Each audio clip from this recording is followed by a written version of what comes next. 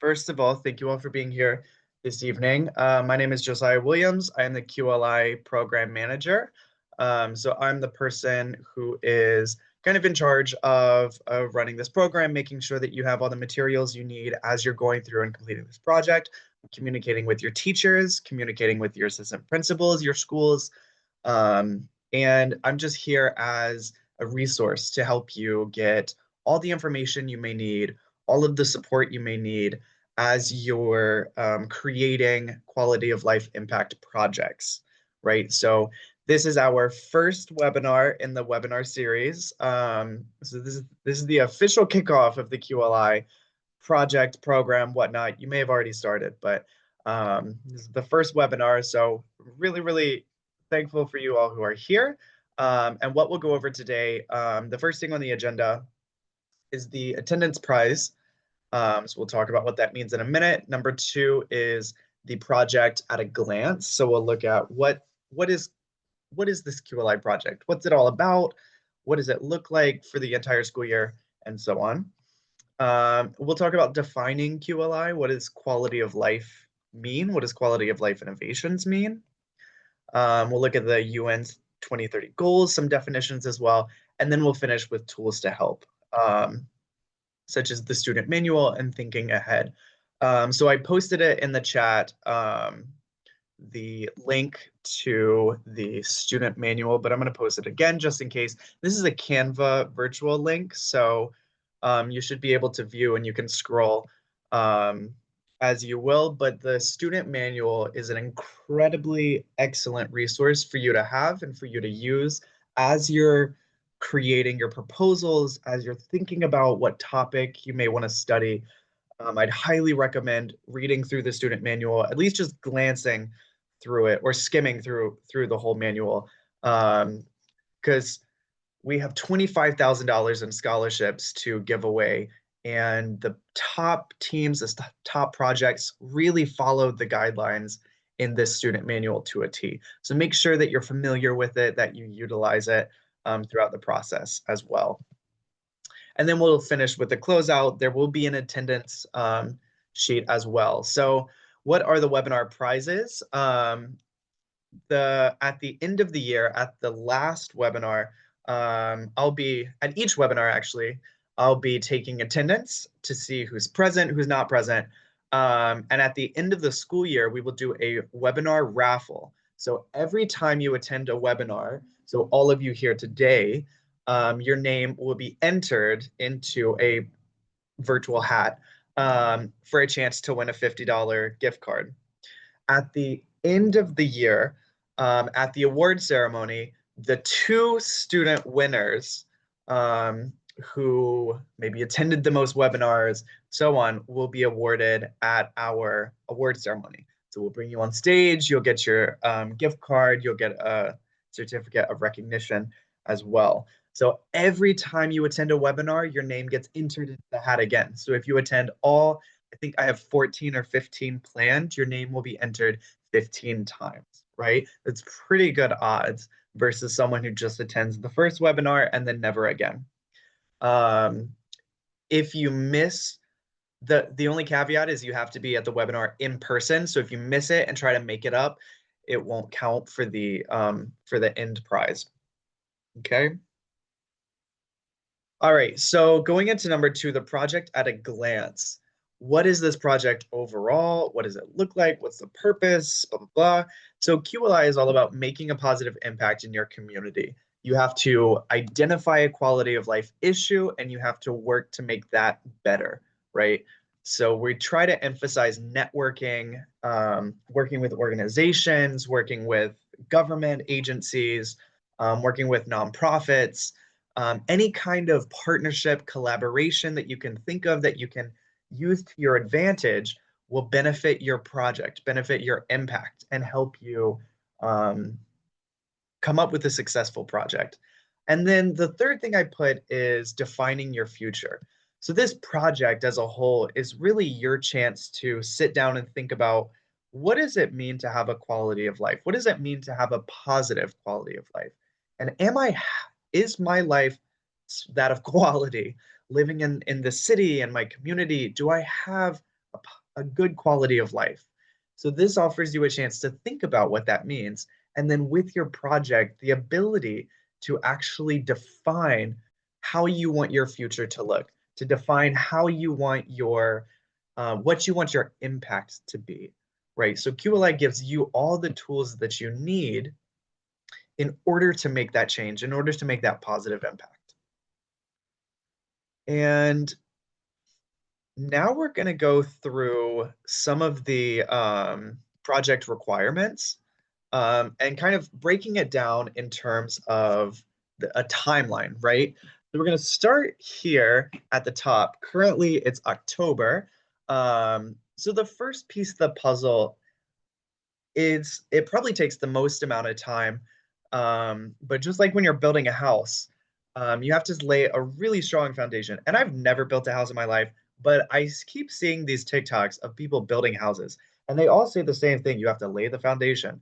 So we have to start really strong. And so from October till December, the piece of this project that you should be working on or thinking about at least is your background research and your topic. So at this point, I want you to start thinking about um, issues, topics, questions that you have about your community, things that you're observing, noticing that are negatively impacting your quality of life, right? So this will be your topic.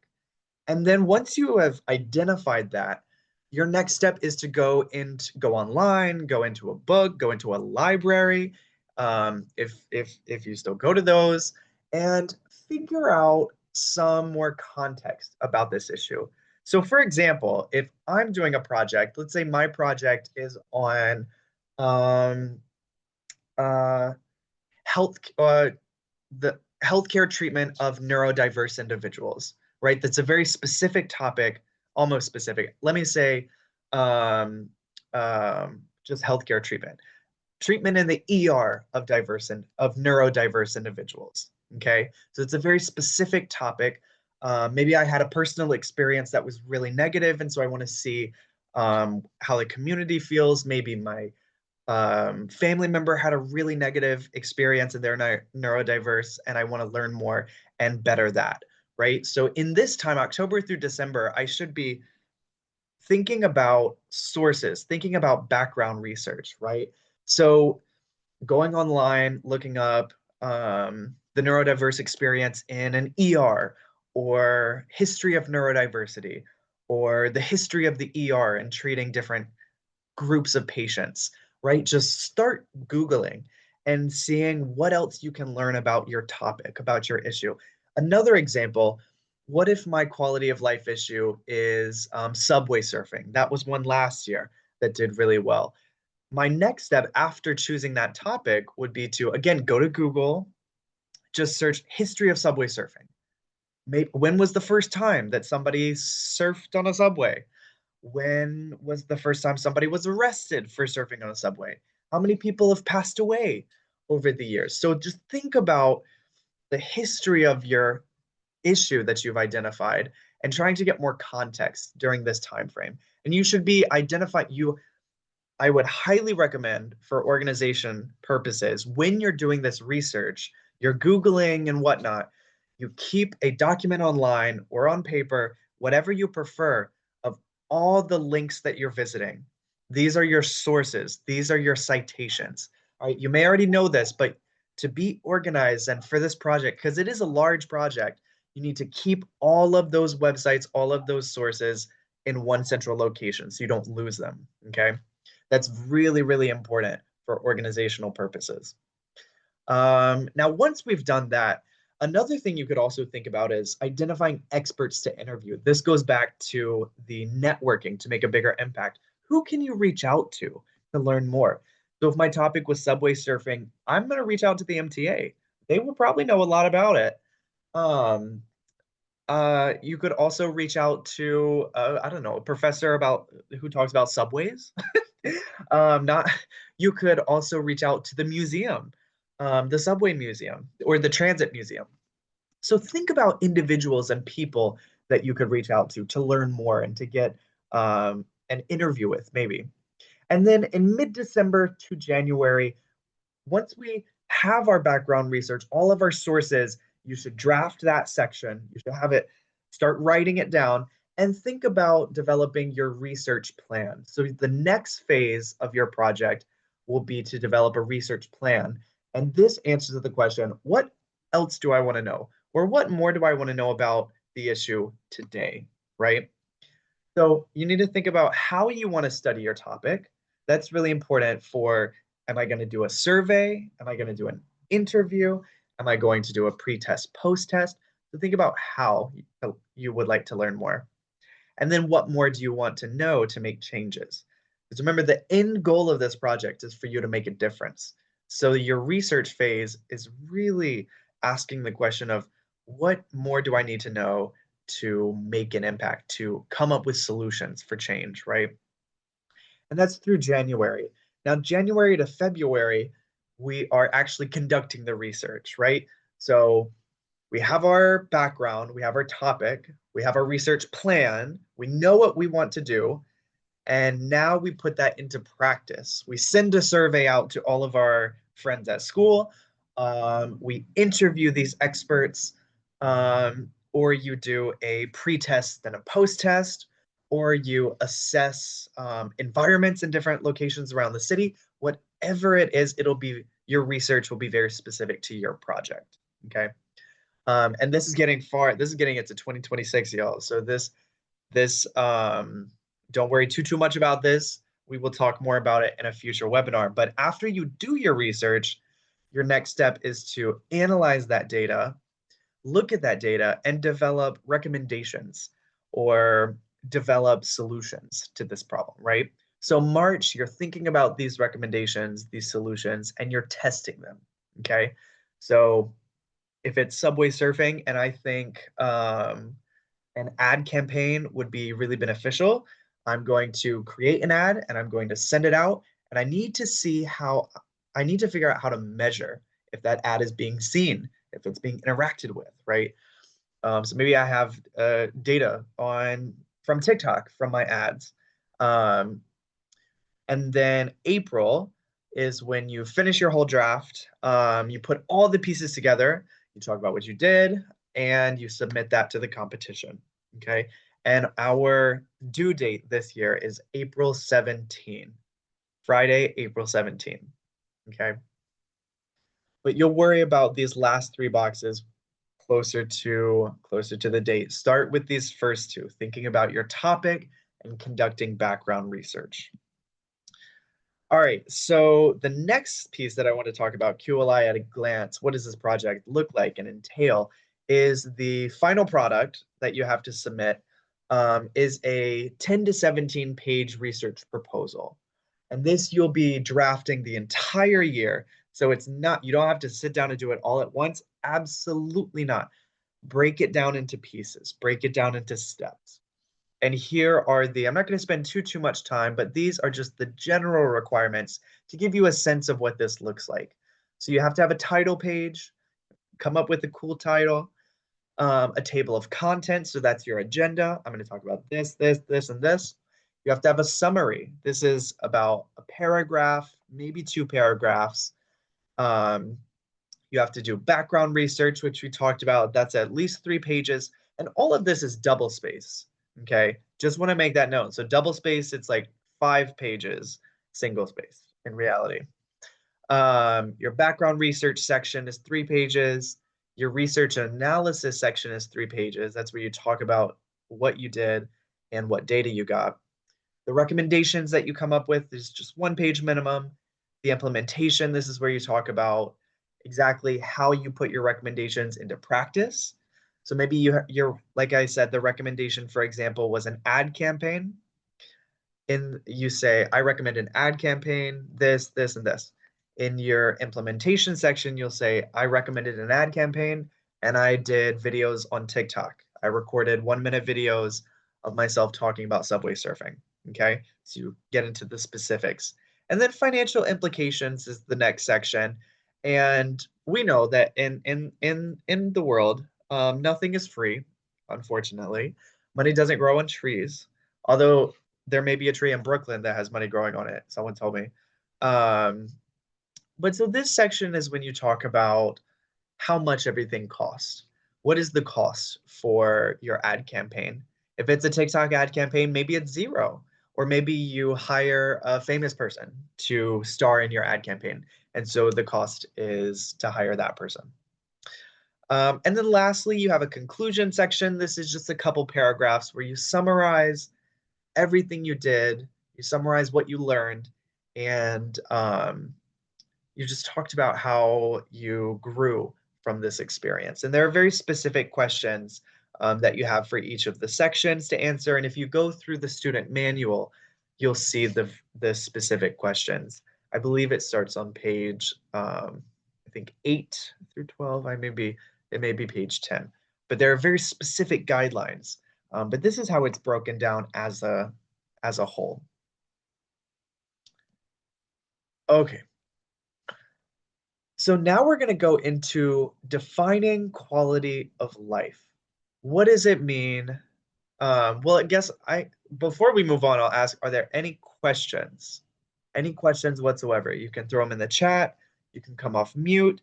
You can raise a hand if you have a question. But if not, I'll keep going.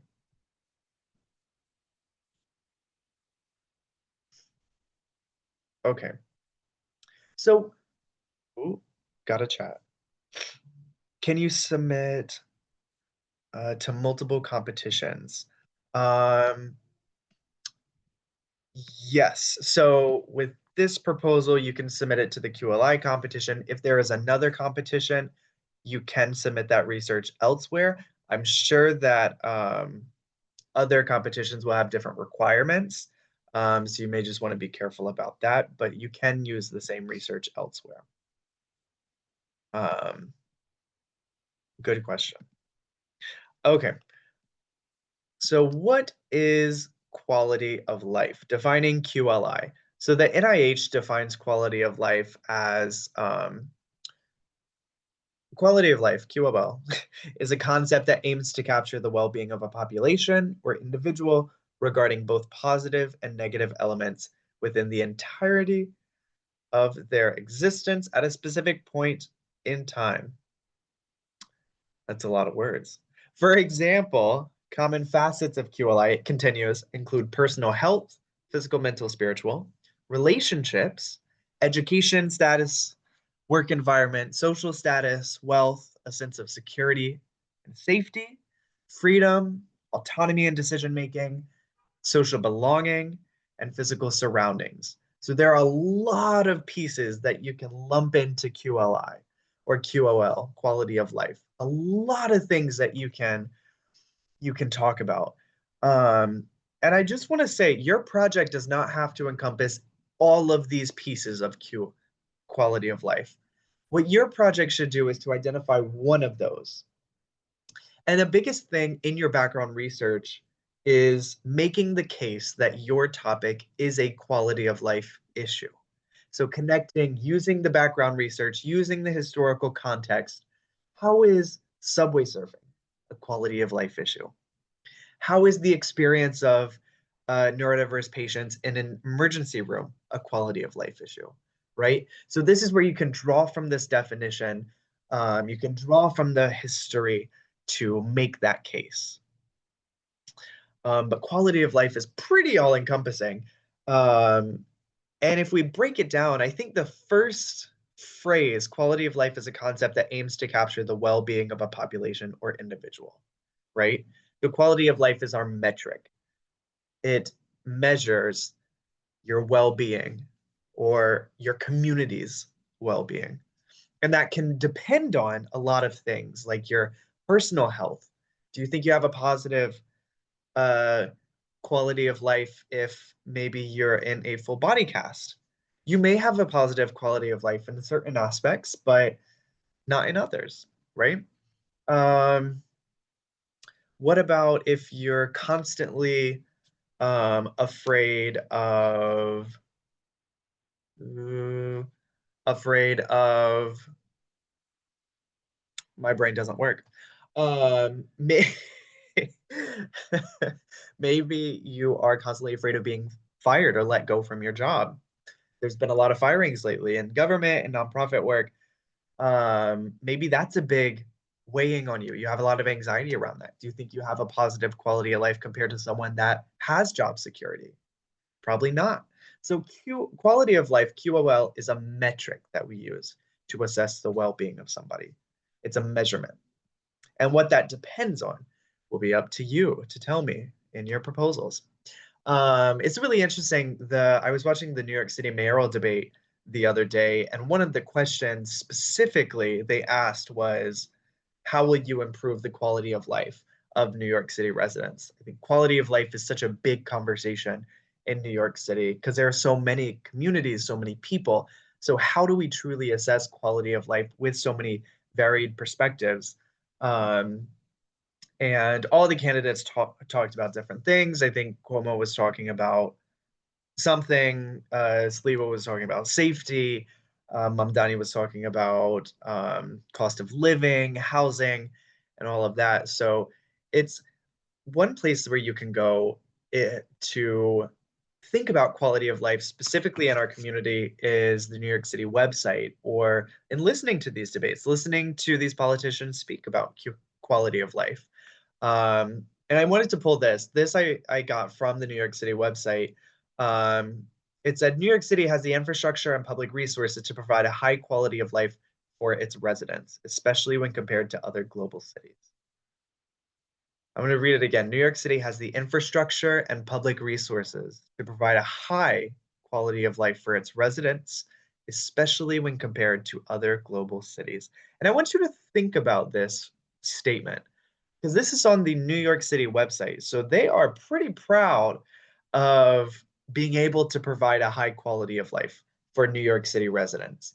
And I want you to ask yourself as you're thinking about your topic, is that really true for me? Is that true for my community? Is that true for me in my school, in my classroom, in my neighborhood? Right? Is this true? Does New York City have the infrastructure and public resources to give you a high quality of life? It might. And does it live up to that expectation? Does it live up to that expectation of compared to other global cities? Global cities, does New York City give you a high quality of life? I want you to think and mull that over as you're identifying your topics. One other thing that I'm going to touch on just real quickly, and we'll go in more and more depth about this. When we think about quality of life and quality of life innovations, I wanted to share, and this is in your student manual as well, the United Nations 2030 goals.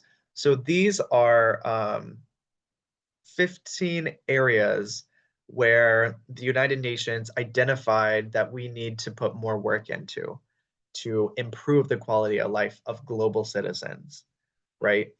So their areas include, and like I said, we'll touch on them at the next webinar, but no poverty, zero hunger. These are all goals that the UN wants to accomplish globally by 2030.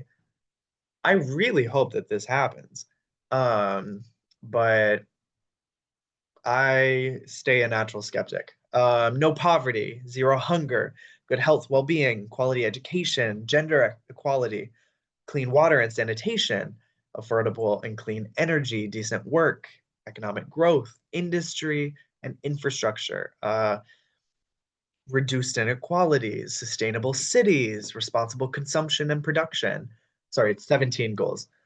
Climate action, life below water, life on land, peace, justice, and strong institutions, and then partnership for the goals.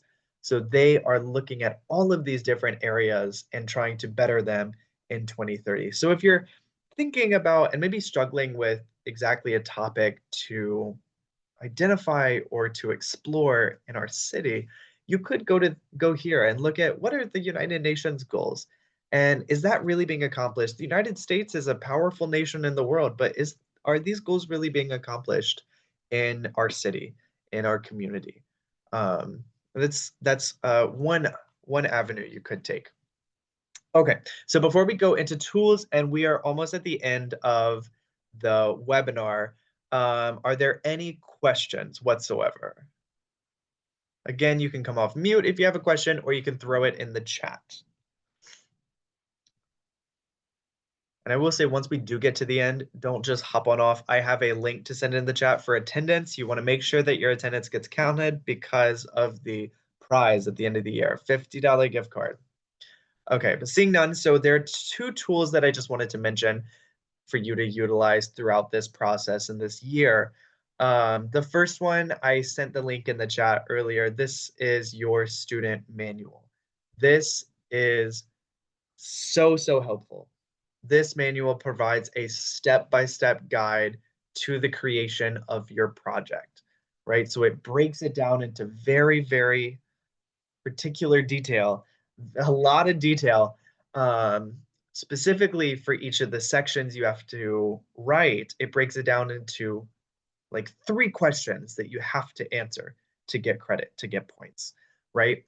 Whenever, and this is a good life lesson in general for any of you who will go on to do research, will go on to college, will go on um, into the workforce, into the military.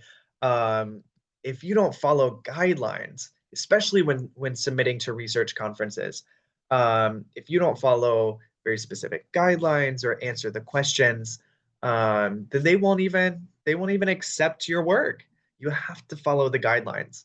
Um, you have to follow the guidelines to ensure that you are able to be published, able to get credit, and in this competition, that you are able to win the college scholarships at the end. There was a chat that came in.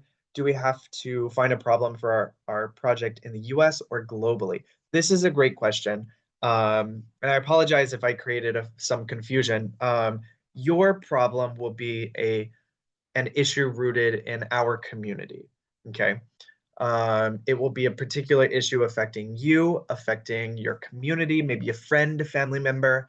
Um, but when we spoke about the United Nations goals, um, I wanted to give you some different ideas for the type of problem that you can maybe identify.